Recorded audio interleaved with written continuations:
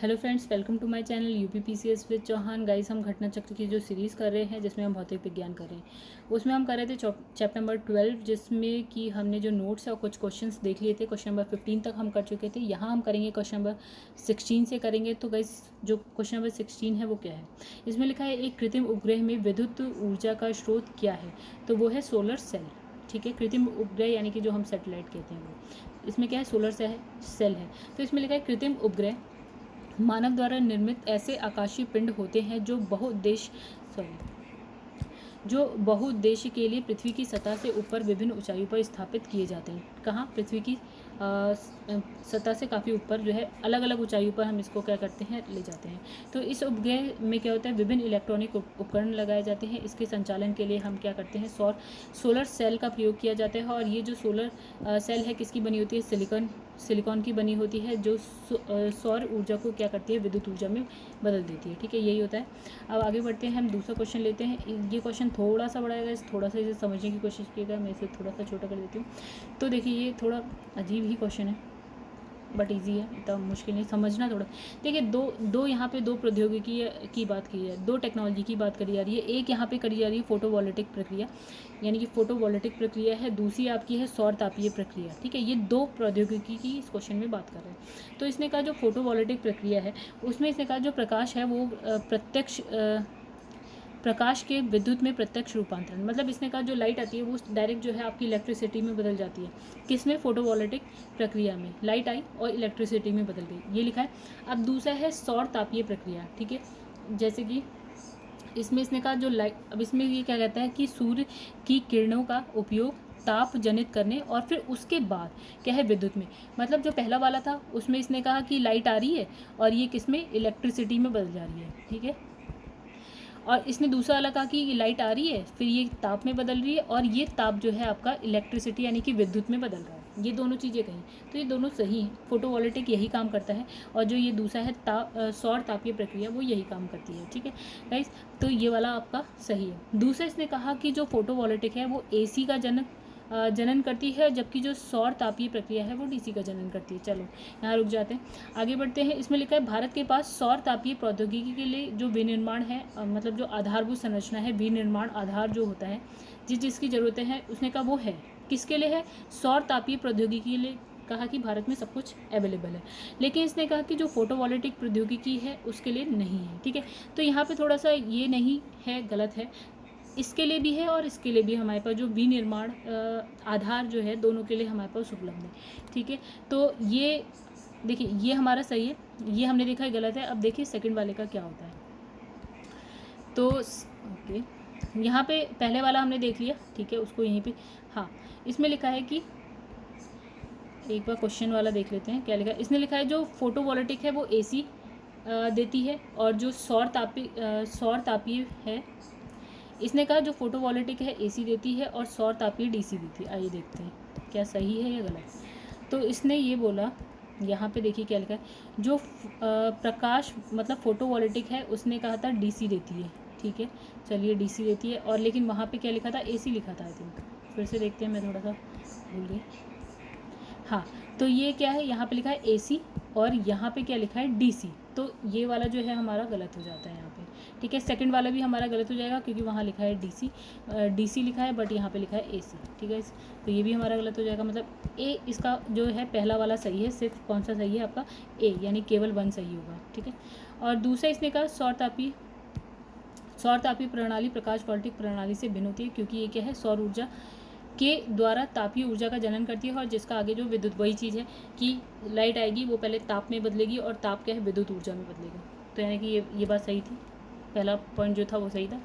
और फिर यहाँ तीसरे नंबर पे हमने तीसरी बात इसने लिखी है कि 2013 में भारत के नवीन और नवीकरणीय ऊर्जा मंत्रालय जो हमारा है ने घोषणा की थी कि भारत में कुल जो सौर फोटोवोल्टिक मॉड्यूल उत्पादन क्षमता कितनी है, 2000 मेगावाट है। और स्पष्ट है कि भारत में जो है फोटोवोल्टिक प्रौद्योगिकी के लिए विनिर्माण आधार है। ठीक है, इसने कहा है। ठीक है, बट यहाँ पे इसने क्या कहा था कि यहाँ यहाँ नहीं है। ठीक है, बट है। तो ये वाला भी हमारा गलत है, ये वाला भी हमारा गलत है, हमारा सिर्फ और सिर्फ ये सही है। अब नेक्स्ट क्वेश्चन है क्वेश्चन नंबर 18। इसमें लिखा है भारत में सौर ऊर्जा उत्पादन के संदर्भ में नीचे दिए गए कथनों पर क्या करें, विचार करते हैं। चलिए आइए करते हैं विचार। तो पहला लिखा है भारत में जो फोटोवोल्टिक इकाई में जो प्रयोग होने वाले जो सिलिकॉन वेफर्स हैं, देखिए फोटोवोल्टिक इकाई जो है वो किसकी बनती है, सिलिकॉन वेफर्स की बनती है, जर्मेनियम की भी इनफैक्ट बनती है। तो इसमें का जो सिलिकॉन वेफर्स है वो उसका दुनिया में तीसरा सबसे बड़ा उत्पादक कौन है, भारत है, इसने ये कहा। तो गलत है, ये तीसरा नहीं, भारत जो है 11वें नंबर पे है। सिलिकॉन वेफर्स के उत्पादन में भारत जो है 11वें नंबर पे। दूसरा इसने लिखा है, तो इसका मतलब ये गलत हो जाएगा। दूसरा इसने लिखा है कि सौर ऊर्जा शुल्क का जो निर्धारण है भारतीय सौर ऊर्जा निगम, मतलब इसने कहा जो सौर ऊर्जा शुल्क है उसका निर्धारण कौन करता है, इसने कहा क्या भारतीय सौर ऊर्जा निगम करती है। तो गाइस ये गलत है, भारतीय सौर ऊर्जा निगम नहीं करती है। तो आइए देखते हैं कौन करता है। तो यहाँ पे दो ऐसी, एक करती है केंद्रीय विद्युत विनियामक आयोग किसका, शुल्क का निर्धारण, केंद्रीय विद्युत विनियामक आयोग और राज्य विद्युत नियामक आयोग करती है गाइस, ठीक है। और बाकी जो यहाँ पे है वो आप एक बार पढ़िएगा, इसमें कुछ नया नहीं है, इसमें वही सारी चीज़ें लिखी है। अब इसमें लिखा है कि जो प्रथम हमने कहा कि जो सिलिकॉन वेफर है बनाने में भारत का कौन सा नंबर पे आता है, वो 11वें नंबर पे आता है। और फर्स्ट 3 कौन कौन से हैं, सबसे ज़्यादा सिलिकॉन वेफर बनाता है चाइना, फिर बनाता है जापान और फिर बनाता है दक्षिण कोरिया। हम आते हैं 11वें नंबर पर।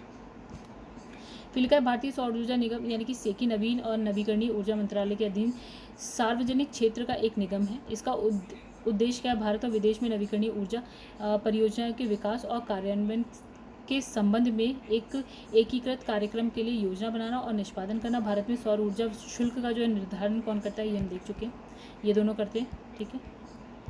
हाँ, और ये दोनों में भी क्या है, देखिए क्या लिखा है कि ये और ये द्वारा प्रतिस्पर्धी बोली द्वारा किया जाता है, मतलब दोनों की बोली में प्रतिस्पर्धा होती है, जिसका सही लगता है वो आगे बढ़ जाता है, ठीक है। आगे बढ़ते हैं हम लोग। इसमें लेकर निम्नलिखित में से कौन सा तत्व जो है सोलर सेल में प्रयुक्त किया जाता है। तो हमने क्या देखा, सिलिकॉन या जर्मेनियम भी होता है, सिलिकॉन भी होता है, तो इसका आंसर है ए। फोटोवोल्टिक सेल होता है, क्या होता है आपका, सौर फोटोवोल्टिक सेल हमारा क्या होता है, सौर सेल होता है, प्रकाश से ऊर्जा आती है और डायरेक्ट रूप किसमें, विद्युत में कन्वर्ट हो जाती है, यही हमने अभी देखा था। इसमें लिखा है सौर सेल क्या है, यानी कि फोटोवोल्टिक सेल एक क्या है, विद्युतीय उपकरण है जो प्रकाश वोल्टेज प्रभाव द्वारा प्रकाश ऊर्जा को सीधे क्या करता है, विद्युत ऊर्जा पे प्रकाश ऊर्जा को प्रकाश ऊर्जा को किसमें, विद्युत ऊर्जा में कन्वर्ट कर देता है, फोटोवोल्टिक। फिर इसमें लिखा है फोटोवोल्टिक सेल संबंधित है किससे, नाभिकीय ऊर्जा से, सौर ऊर्जा से, सौर ऊर्जा से, ठीक है।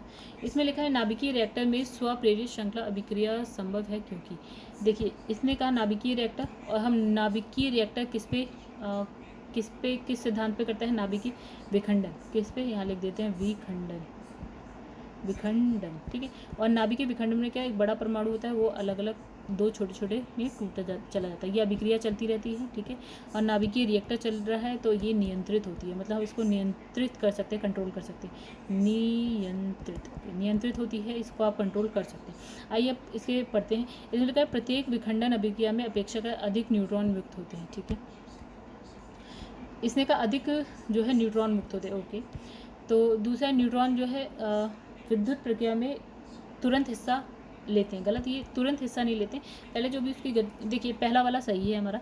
दूसरे में इसने कहा तुरंत हिस्सा लेते हैं, नहीं लेते हैं तुरंत हिस्सा, इसमें क्या है, पहले उसकी गति को मंद किया जाता है एंड देन वो जाके बम्बार्डिंग करते हैं, ठीक है। दूसरा गलत है हमारे पास। अब इसने कहा जो द्रुत न्यूट्रॉन्स है, मतलब जिसकी स्पीड बहुत ज़्यादा, वेग बहुत ज़्यादा होता है, उसे बोलते हैं द्रुत न्यूट्रॉन है, वो किसके द्वारा जो है नियंत्रित किए जाते हैं, क्या वो ग्रेफाइट के द्वारा किए जाते हैं, बिल्कुल सही है, ग्रेफाइट की जो छड़ होती है उसके द्वारा हम इसको नियंत्रित करते हैं, ठीक है, यानी कि तीसरा भी सही है हमारा। अब लिखा है विखंडन प्रक्रिया में जो निर्मुक्त हर न्यूट्रॉन आगे और विखंडन की शुरुआत करता है, इसने कहा हर एक न्यूट्रॉन, नहीं, गलत है ये, हर एक न्यूट्रॉन नहीं करता है, कुछ न्यूट्रॉन्स करते हैं, तो ये वाला भी हमारा गलत है, ठीक है। तो इसका आंसर मतलब हमारा पहला और तीसरा सही है, तो गाइस इसका है बी, यानी कि पहला और तीसरा। आइए इसमें थोड़ा सा देख लेते हैं।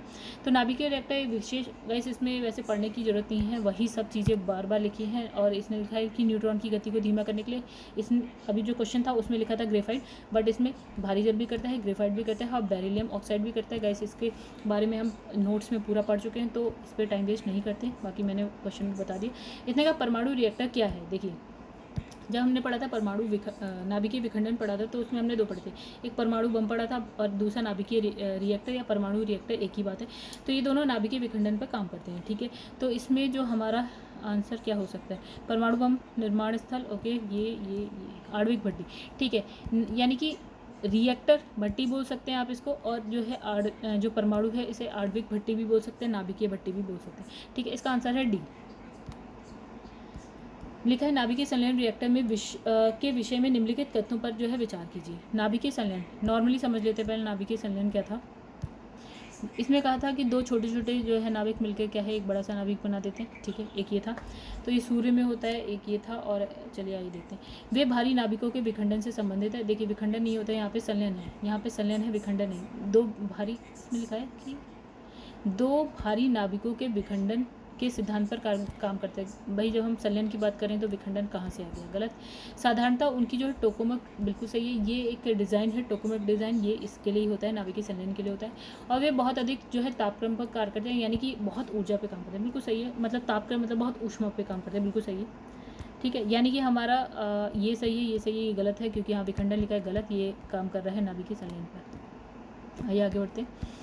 तो इसका आंसर है सी में है 2 और 3। वही हमने कहा नाभिकीय संलयन में दो हल्के नाभिक आपस में मिलकर के एक भारी नाभिक का निर्माण करते हैं, यानी कि पहला वाला गलत है, वो विखंडन की बात हो रही थी। इसमें लिखा है नाभिकीय संलयन अभिक्रिया में ताप नाभिकीय अभिक्रिया कहते हैं। इसे क्या बोलते हैं, ताप नाभिकीय अभिक्रिया। और ये अभिक्रिया बहुत ऊंचे तापमान पे होती है। किसमें, बहुत ऊंचे तापमान पे होती है। और ये रिएक्टर जो है टोकोमक डिज़ाइन होता है। फिर आगे बढ़ते हैं हम नेक्स्ट क्वेश्चन पे गाइस। लिखा है नाभिकीय रिएक्टर और परमाणु बम में क्या अंतर है। ऐसे ही थोड़ा सा समझते हैं। नाभिकीय रिएक्टर और परमाणु बम दोनों ही आपका नाभिकीय विखंडन पे काम करता है, एक चीज़। अब दोनों में अंतर क्या होता है, जो नाभिकीय रिएक्टर होता है उसको आप ये कंट्रोल्ड है, यानी कि नियंत्रित है। लेकिन जो नाभिकीय बम है वो क्या है, अनियंत्रित श्रृंखला अभिक्रिया है, ठीक है। ये एक बहुत बड़ा अंतर है, ये नियंत्रित और ये वाली जो है आपकी अनियंत्रित है, यानी कि और कुछ इसमें ज़्यादा खास अंतर नहीं है। इसमें नाभिकीय रिएक्टर नाभिकीय बम जो है समान सिद्धांत पर काम करते हैं, यानी कि नाभिकीय विखंडन पर करते हैं। लेकिन नाभिकीय रिएक्टर में होने वाली जो नाभिकीय विखंडन मंदक द्वारा जो है नियंत्रित होता है, यानी नाभिकीय रिएक्टर जो होता है आपका नियंत्रित होता है, और जो नाभिकीय बम होता है वो क्या होता है आपका एक अनियंत्रित, मतलब अभिक्रिया जो होती है अनियंत्रित होती है। नाभिकीय विखंडन एक श्रृंखला अभिक्रिया, वही एक नियंत्रित श्रृंखला अभिक्रिया हो गई, एक जो है अनियंत्रित श्रृंखला अभिक्रिया हो गई। देखा आधुनिक जो आयुर्वैज्ञानिक विज्ञान में जो है नाभिकीय औषधि निदानिक और उपचार के प्रभावी उपकरणों के रूप में जो है आप जो है जो ये आपकी आधुनिक आयुर्वैज्ञानिक जो विज्ञान में, अब हम यहाँ बात कर रहे हैं नाभिकीय औषधि की। क्या आप इसको नाभिकीय औषधि नैदानिक और उपचार में प्रभावी उपकरण है, ठीक है। हम आजकल इसको यूज़ कर रहे हैं। रेडियो आइसोटोप्स, हम कुछ ऐसे रेडियो आइसोटोप्स हैं जिसको हम क्या करते हैं, चिकित्सा में यूज़ कर रहे हैं, ठीक है। वर्तमान में विभिन्न तत्वों के रेडियोधर्मी आइसोटोप्स का उपयोग, ठीक है, नाभिकीय औषधि के रूप में नैदानिक और जो है चिकित्सीय उपचार में किया जा रहा है, यही लिखा है इसमें। भारत में प्रचुर मात्रा में उपलब्ध महत्वपूर्ण जो है नाभिकीय ईंधन कौन सा है। भारत में सबसे ज़्यादा क्या है, अभी प्रचुर मात्रा में है थोरियम, ठीक है। तो इसका आंसर है बी। इसमें लिखा है थोरियम एक ऐसा महत्वपूर्ण नाभिकीय ईंधन है जो भारत में प्रचुर मात्रा में उपलब्ध है। और ये कहाँ से प्राप्त होता है, जैसे इसका अयस्क जैसे हम कह सकते हैं, ये किस में से प्राप्त होता है, तो होता है मोनाजाइट से होता है। और ये आपको कहाँ मिलेगा सबसे ज़्यादा, तो वैसे तो सबसे ज़्यादा केरल में मिलता है, और वैसे इसके अलावा भी मिलता है झारखंड, तमिलनाडु, आंध्र प्रदेश है, राजस्थान में। और भारत में अगर हम बात करें टोटल जो थोरियम या मोनोजाइट का जो है भंडार, यानी कि टोटल स्टोरेज जो है भंडार जो है वो कितना है, 4.5 लाख टन तक है। तो नेक्स्ट क्वेश्चन पे आते हैं हम लोग। इसमें लिखा है एक रेडियोधर्मी तत्व जिसके भारत वर्ष में जो है बड़े भंडार पाए जाते हैं, तो अभी हमने पढ़ा थोरियम है। नेक्स्ट है कुछ लोगों का सोचना है कि तेज़ी से बढ़ रही जो ऊर्जा की ज़रूरत है पूरी करने के लिए भारत को थोरियम को नाभिकीय ऊर्जा के भविष्य के ईंधन में के रूप में जो है विकसित करने के लिए शोध और विकास करना चाहिए। मतलब इसने कहा कि आगे जो ऊर्जा की मांग हमारी जो बढ़ जाएगी, तो उसके लिए अब हम क्या करें, थोरियम का यूज़ करने लगे, थोरियम का यूज़ नाभिकीय ऊर्जा के रूप में करने लगे, ठीक है। अब उसके लिए हम क्या करें, शोध करें और विकास करें, ठीक है। तो इस संदर्भ में थोरियम जो है यूरेनियम की तुलना में कैसे जो है अधिक लाभकारी है। इसने कंपैरिजन के लिए कहा है कि भैया आपके पास थोरियम भी है और आपके पास यूरेनियम है। अब आप बताओ कि भैया ये जो है लाभकारी कैसे है आपकी यूरेनियम से, तो देखते हैं आगे। तो इसमें पहला जो लिखा है कि प्रकृति में जो यूरेनियम की तुलना में जो थोरियम है वो कहीं अधिक उसके भंडार है, ठीक है। मतलब इसने कहा यूरेनियम से ज़्यादा क्या है, थोरियम के भंडार है, बिल्कुल सही कहा इसने। यूरेनियम से 3 गुना ज़्यादा हमारे पास थोरियम है। दूसरा लिखा है इसने उत्खनन प्राप्त खनिज में मिलने वाली जो प्रति इकाई द्रव्यमान ऊर्जा की तुलना की जाए। मतलब प्रति इकाई द्रव्यमान, मतलब सपोज 1 ग्राम द्रव्यमान इसका, 1 ग्राम द्रव्यमान उसका, दोनों का, थोरियम और यूरेनियम का 1 द्रव्यमान ले लिया। अब उसमें देखो ऊर्जा कितनी आती है, आप इसको कंपेयर कर रहे हैं, ठीक है। तो थोरियम जो है प्राकृतिक यूरेनियम की तुलना में बहुत अधिक ऊर्जा देता है। कितनी अधिक ऊर्जा देता है? अप्रॉक्स, मतलब थोरियम के सपोज 1 ग्राम है या आपने यूरेनियम का 1 ग्राम ले लिया, मतलब बराबर बराबर आपने द्रव्यमान ले लिया। अब जब हम कंपेयर करेंगे कि ऊर्जा कितनी देता है, तो थोरियम जो है यूरेनियम से 250 गुना अधिक ऊर्जा देता है। और तीसरा इसने क्या कहा कि थोरियम यूरेनियम की तुलना में कुछ नुकसानदेह अपशिष्ट उत्पादित करता है। सॉरी, कुछ नहीं, कम देखिए क्या होता है, जब आप ईंधन को यूज़ कर लेते हैं तो अपशिष्ट बचता है, और अपशिष्ट आपका थ्योरियम में भी बचता है, आपका अपशिष्ट जो है आपका यूरेनियम में भी बचता है, दोनों में बचेगा। बट नुकसानदेह किसका ज़्यादा होता है? यूरेनियम का ज़्यादा होता है नुकसानदेह, बट थोरियम का कम होता है। यानी कौन सा इन दोनों में ज़्यादा सही है? तो थोरियम इन दोनों में ज़्यादा सही है। ठीक है, तो इसमें लिखा है जो थोरियम का अपशिष्ट होता है वो कम रेडियोधर्मी होता है, और तुलनात्मक रूप से किसकी तुलना में हम कर रहे हैं? हम कर रहे हैं यूरेनियम की तुलना में। ठीक है, तो यानी कि ये तीनों ही सही है। इसका आंसर है डी, यानी कि 1 2 3। इसका अब इसकी जो व्याख्या है वो देखने का काम है आपका, मेरा काम था समझाना, वो मैंने समझा दिया, और वही चीज़ है जो मैंने समझाई वही लिखा है, तो आप समझिए। अब लिखा है कि भारत जो है अंतर्राष्ट्रीय तापनाभिकी प्रायोगिक reactor, international thermal nuclear experimental reactor का एक महत्वपूर्ण सदस्य है। ठीक है, यदि यह प्रयोग जो है सफल होता है तो भारत को इससे क्या लाभ होता है? चलिए आइए देखते हैं इसको, भारत को क्या लाभ है। आंसर लिखा है डी। इसमें लिखा है ये विद्युत उत्पादन के लिए संलयन यानी कि फ्यूजन रिएक्टर का निर्माण कर सकता है भारत। अगर ये प्रयोग सफल होता है तो भारत जो है विद्युत उत्पादन के लिए क्या कर सकता है? संलयन रिएक्टर का निर्माण कर सकता है, भारत कर सकता है। जो मेंबर होंगे वो कर सकता है, बाकी नहीं कर सकते अभी। ठीक है, अब लिखा है यहाँ पे कि अंतर्राष्ट्रीय तापनाभिकीय प्रौद्योगिक रिएक्टर एक क्या है? अंतर्राष्ट्रीय नाभिकीय संलयन अनुसंधान और अभियांत्रिकी महापरियोजना। क्या है? ये एक महापरियोजना है। ठीक है, तो इस परियोजना का लक्ष्य क्या है? प्लाज्मा भौतिकी के प्रयोग, अभी हम किसका प्रयोग कर रहे हैं? प्लाज्मा भौतिकी के प्रायोगिक अध्ययन कर रहे हैं। ठीक है, प्लाज्मा भौतिकी का। ठीक है, तो अब हम क्या करेंगे? उससे आगे बढ़कर बड़े स्तर पर विद्युत उत्पादन में क्या है? संलयन रिएक्टर का निर्माण करेंगे। ये प्लाज्मा भौतिकी से हम आगे बढ़ेंगे और क्या है? संलयन रिएक्टर का निर्माण करना शुरू करेंगे। किसके लिए? विद्युत उत्पादन के लिए। आगे बढ़ते हैं। भारत के संदर्भ में अंतर्राष्ट्रीय परमाणु ऊर्जा एजेंसी, गाइस थोड़ा सा अभी इस क्वेश्चन को छोड़ देते हैं, या आपको पढ़ना है आप यहाँ पढ़ लीजिए। IAS लेवल का क्वेश्चन है, स्किप करते हैं तो भी चलेगा, नहीं तो आपको पढ़ना है तो आप यहाँ पढ़ लीजिए। निम्नलिखित में से कौन सा तत्व परमाणु ईंधन की श्रेणी में नहीं होता है? गैस इसमें देखिए बहुत आसान तरीका है, इसे आप 3 याद रखिए, यूरेनियम, थोरियम और एक प्लूटोनियम। ये 3 आप बिल्कुल याद रखिए जो परमाणु ईंधन के रूप में काम आते हैं। ठीक है, तो एक थोरियम हो गया, यूरेनियम, प्लूटोनियम। अब बाकी जो चौथा बचेगा ना, वो तो कभी भी नहीं आएगा, आप नाम से भी समझ जाएंगे। ठीक है, कैडमियम नहीं आता है, तो इसने का कैडमियम